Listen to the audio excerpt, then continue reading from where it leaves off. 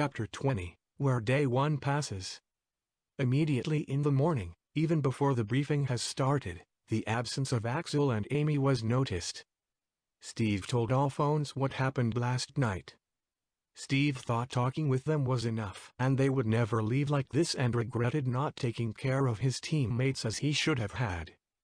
The rest of the guild was told about this, and everyone was reminded that not following the rules of the guild and the orders of the guild master, or in this case the proxy, was punishable. To make sure this won't happen again, Alphonse ordered the twins to guard the entrance to the guild at all times, 24/7, to make sure nothing can enter or exit the HQ unnoticed. Mo left his mouth shut about this case.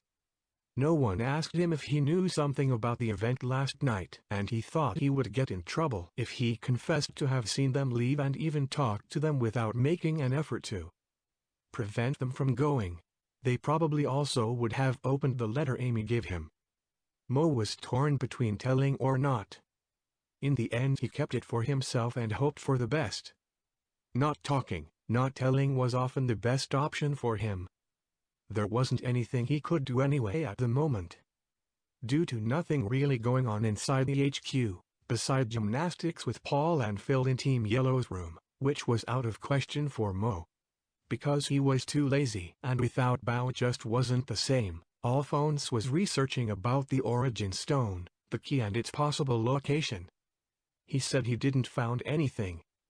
It wouldn't hurt if Mo took a look himself in these books from yesterday. Mo decided to head back to the library shortly after the morning briefing. He could not remember very well which books he and Alphonse carried. He was sure he would find most of them again. It took quite some time for Mo to gather enough book for him.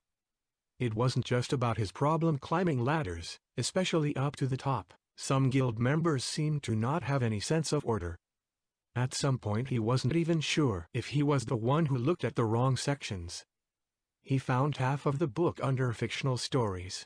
One book he remembered from yesterday turned out to be a collection of various fictional stories, fairy tales and such. If that stone is fictional, what are we doing here then? He thought.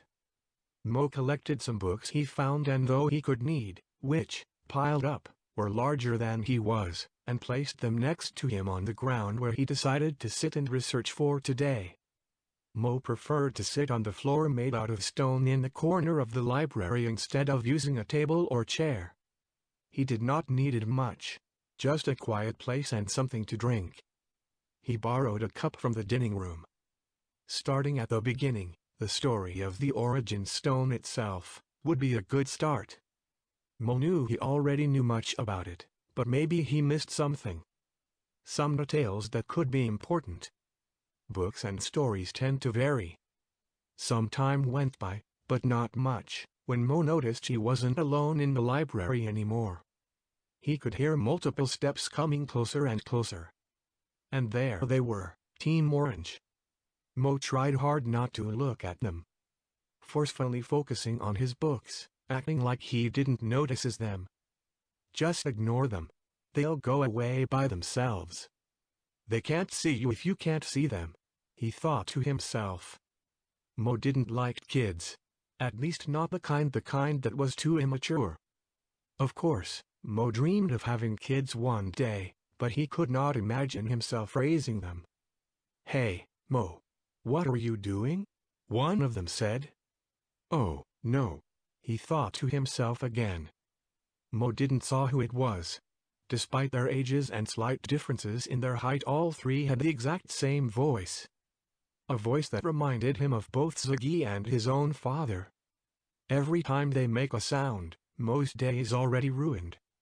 "Reading," Mo replied, still looking deep into the book he was reading when they arrived and still hoping they would go away. "And what?" asked Fabius, the middle brother, and leaned forward over Mo. It always bothered most Pokémon, even baby Pokémon, were often bigger than he was. All three were almost the double of his size.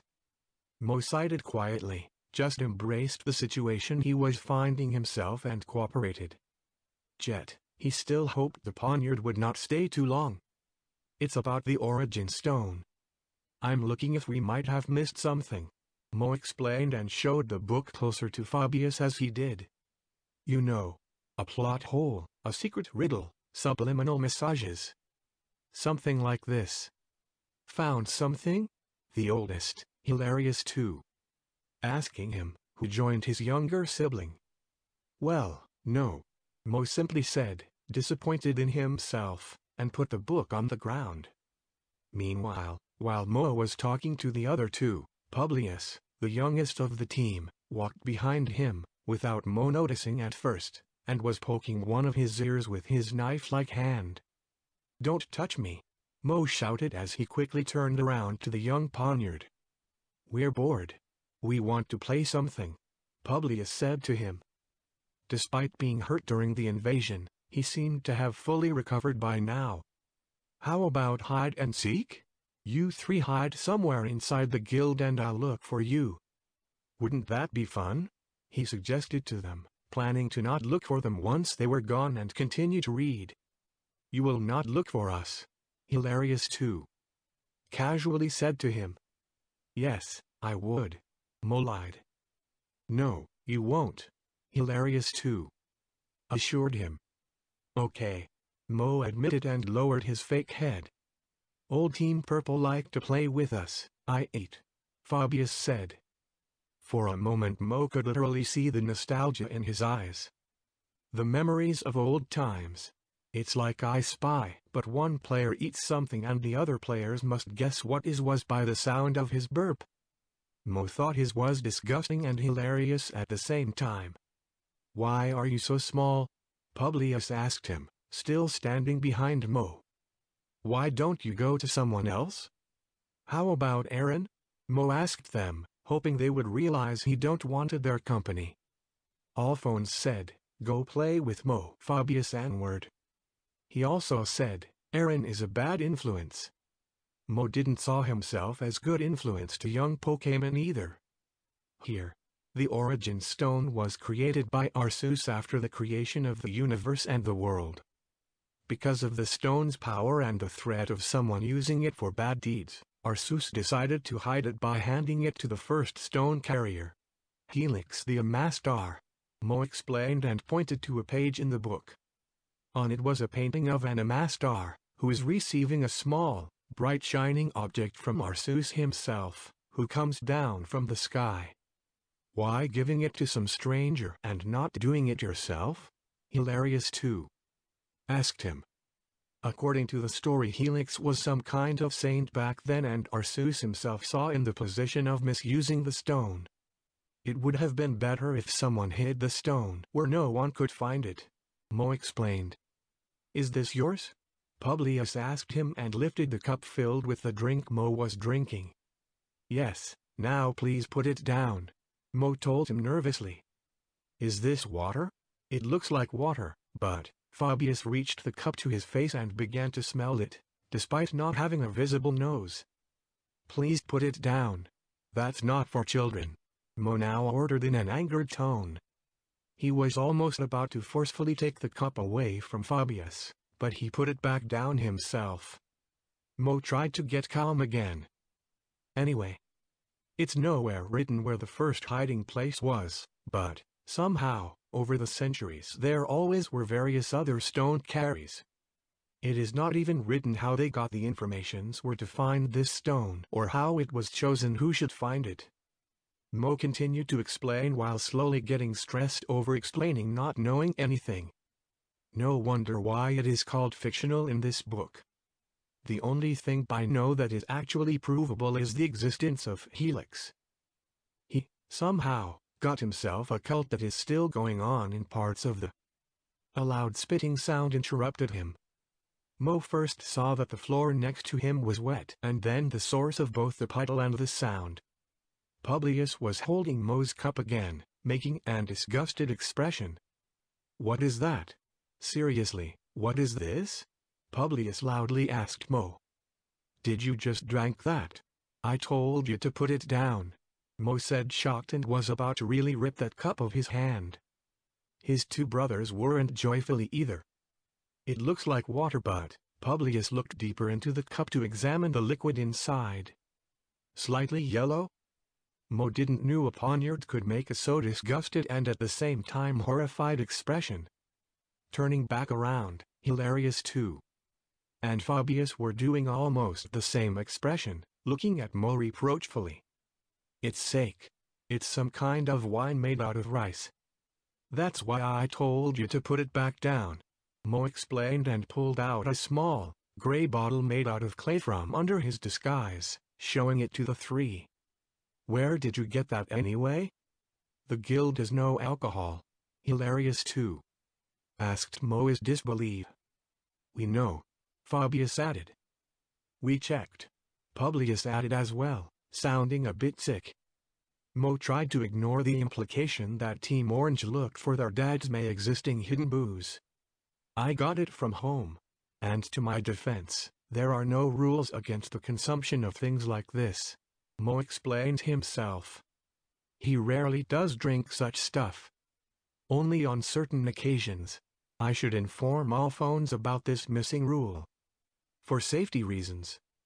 You're no fun, Publius expressed.